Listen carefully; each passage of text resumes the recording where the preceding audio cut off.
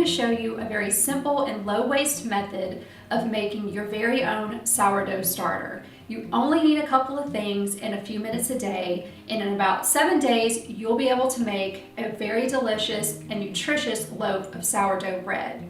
So what do you need? Well, just a couple of things. You need a mixture of 50% whole wheat flour and 50% all-purpose flour.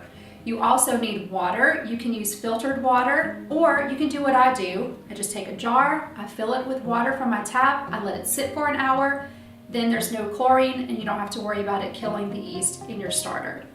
You need a jar. I use these Weck jars. I like them because I can see everything that's going on in the starter. They come with a glass top that is breathable, but you can also use a bowl with a plate. You can use a mason jar with a canning lid set on top, or just a piece of fabric wrapped around the jar and held in place with a rubber band. You'll need a spatula to stir the starter with every day. You will need measuring cups and measuring spoons. That's it. So if you're interested in putting together your very own sourdough starter, stay tuned and let's get started. On day 1, you're going to add 1/2 cup of the 50-50 flour mixture and 1/3 cup of filtered water to your jar. Use a spatula to stir this up really well, making sure that you get all the dried clumps incorporated. Then you're just going to scrape down the sides really good.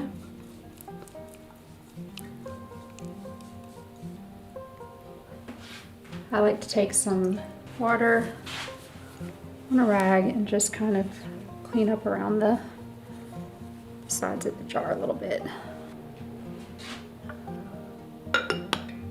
Put the top on the jar and then let that sit for 24 hours. On day 2, we're not going to add anything to the jar. You can see that there's hardly any bubbles. I see maybe one. So what we're going to do is just give it a little stir. This will just help incorporate some air into the mixture.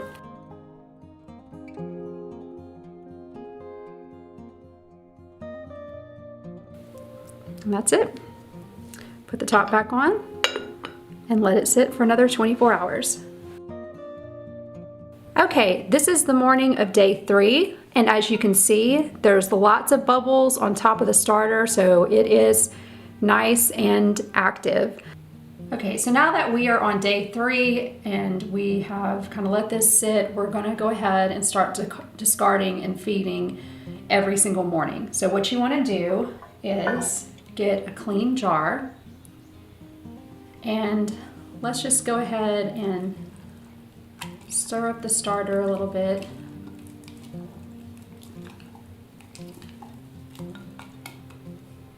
Then we're going to take 3 tablespoons of the starter and put it into the clean jar.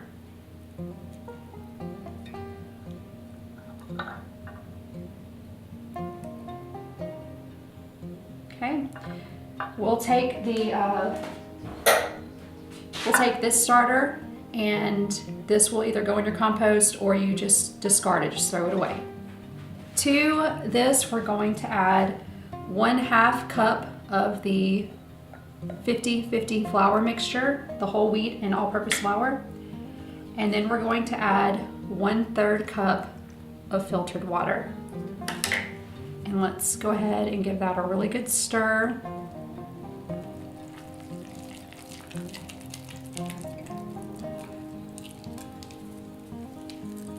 Just remember, you always want to make sure that you're really incorporating everything together really well.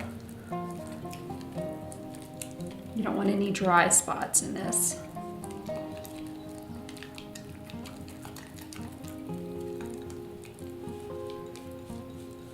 So now just scrape down all the sides with your spatula. Okay, and then if there's anything on the sides I like to take my filtered water and simply just clean that up.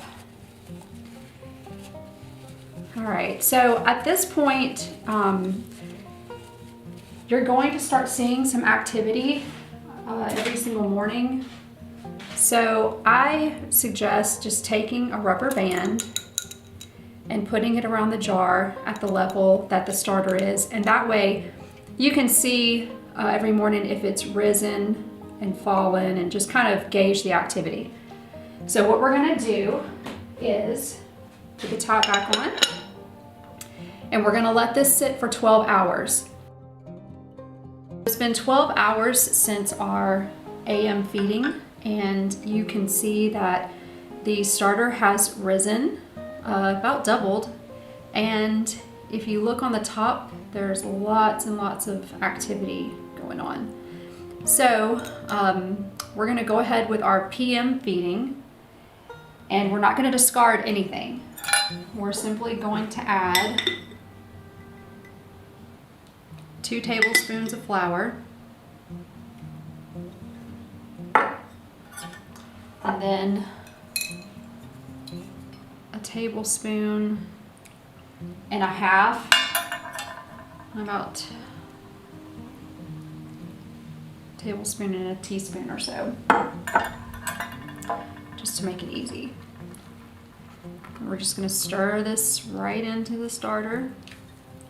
This is gonna feed it while it's sitting overnight so it doesn't run out of food, to keep building up the yeast in the starter.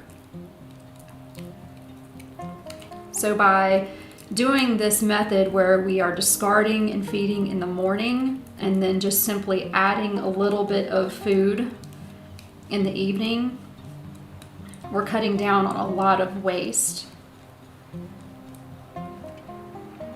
Okay, so we're just scraping down the sides as usual. I always just like to go and clean up around the inside of the jar.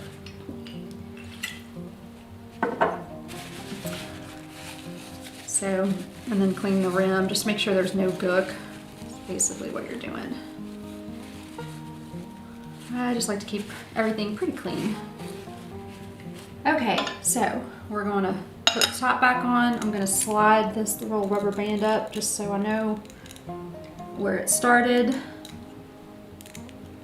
All right, so we're just going to let this sit on the counter again, and I'll come back on day 4 and I'll let you see what it looks like on day 4 in the morning. It's the morning of day 4, and you can see there's plenty of bubbles on the top of the starter. So we're going to go ahead and do our discard and feed.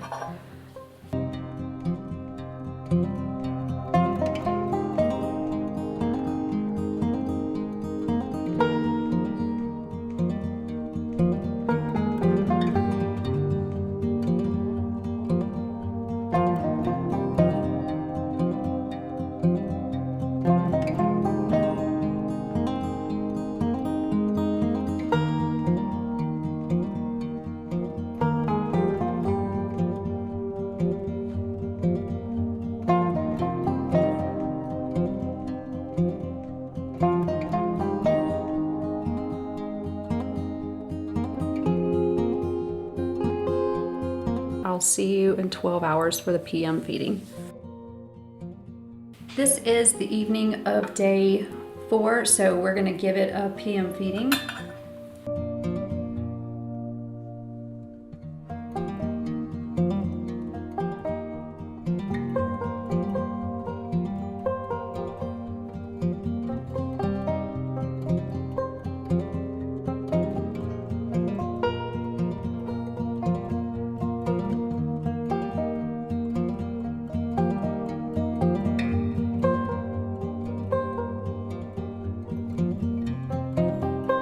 I'll show you what it looks like tomorrow morning. It's the morning of day 5, and I just want you to see the top of the starter. It is very liquidy, and that just means that the yeast are getting more and more hungry. They're eating a lot of the food that we're giving it. And so it didn't rise at all. Actually, it may have risen and gone back down overnight. I can't really tell, but this is perfectly normal, okay? You do see the bubbles and everything on top, so that's really what you're looking for. So again, this is the morning of day 5, so I'm going to go ahead and do the AM feeding.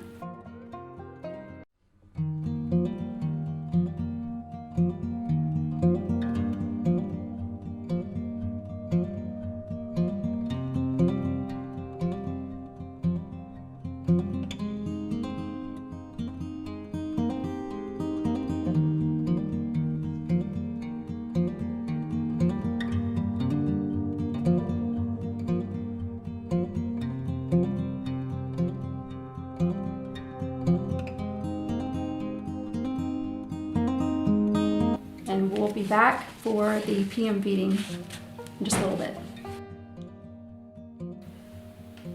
Okay, we're at the end of day 5. You can see that it has risen and there's bubbles. See if you can see the top there.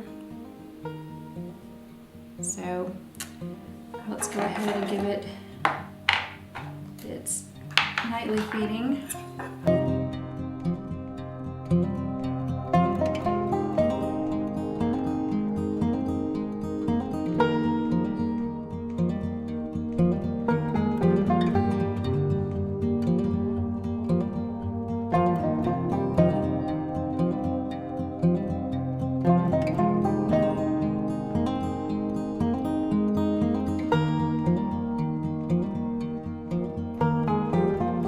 Alright, you guys, it's the morning of day 6, and if you see on top lots of bubbles, it did rise overnight, and I'm not sure if you can see it right here in the back. There's this line. It rose and then it fell back down. So at this point, I'm going to assume that it's not strong enough to bake bread, so maybe another day or 2. So let's go ahead and just do our normal AM feeding.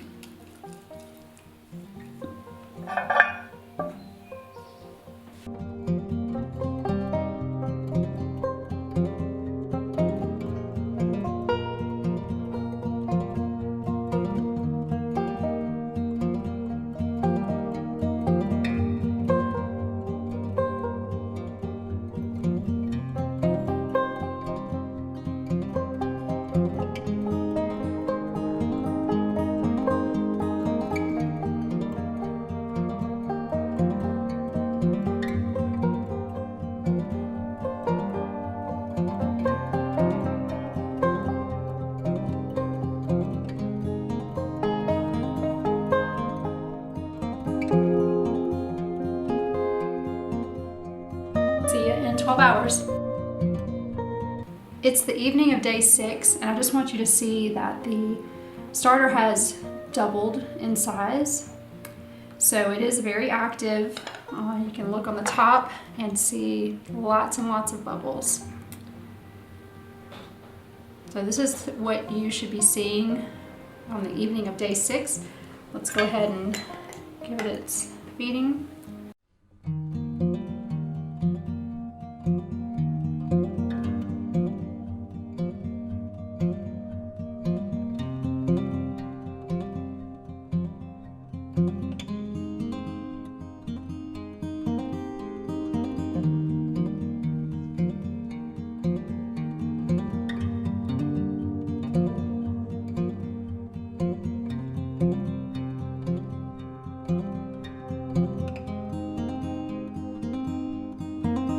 This is the morning of day 7. It rose and fell. So I'm gonna give it a morning feeding, and then in about 4 or 5 hours, we're gonna do a float test to see if this can actually be used to bake bread on the 7th day.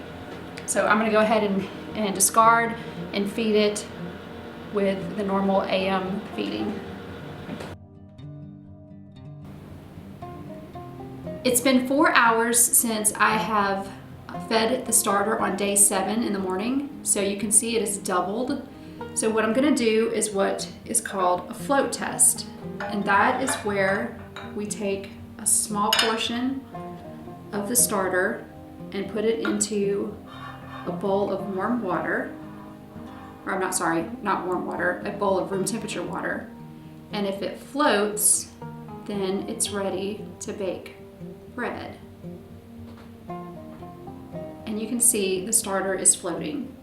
So I'm going to go ahead and use this starter in a loaf of bread, and I will show you the results.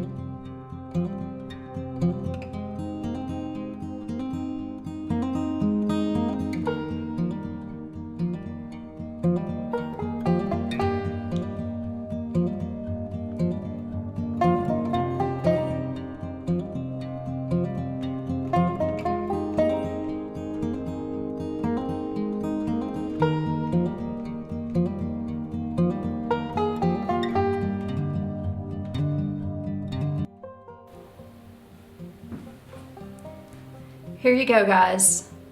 I just finished baking this about an hour ago, and you can see that it has a really good rise.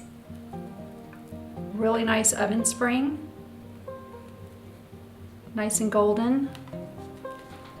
So let's go ahead and slice this open, and we'll see what the crumb looks like.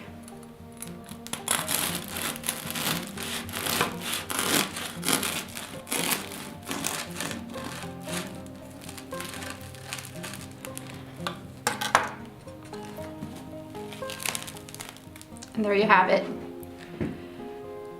It's possible to create a sourdough starter that will give you bread in about 7 to 8 days.